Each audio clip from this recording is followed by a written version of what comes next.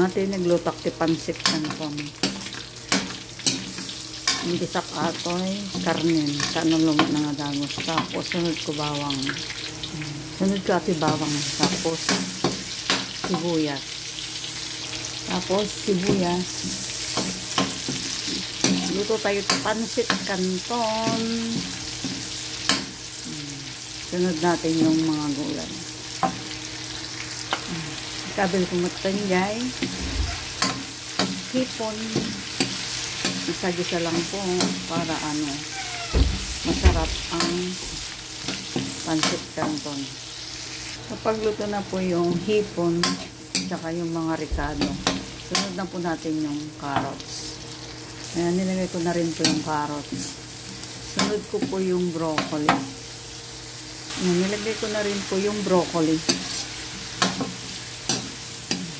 Pagkatapos niyan, lagyan ko po ng toyo. Ganito po ako magpansit.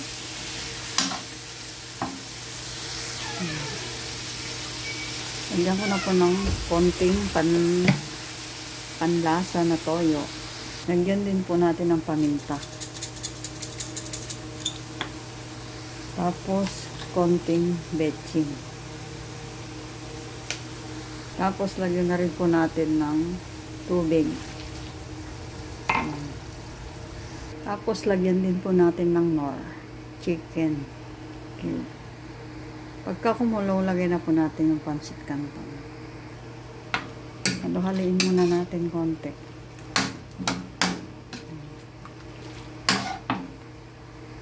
Ayan, kumukulo na po mga madam. Lagay na po natin yung pansit canton. Ayan, bali kalahating kilo po yan ang pansit canton. Tapos ito na po siya. Lagay na rin po natin yung repolyo kasi malapit na po siyang maluto. Ayan po, nilagay ko na rin po yung repolyo.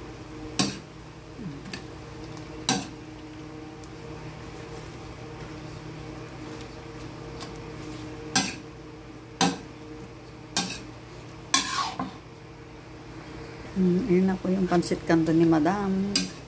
Malapit na pong maluto.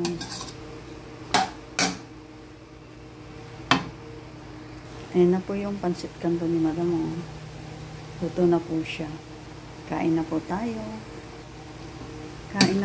Luto na po yung pansit canton ni madam. Maraming salamat sa inyong panonood, mga kamadam ko, sir. Bye-bye. Thank you for watching pansit canton.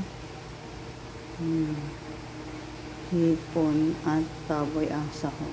Bye-bye.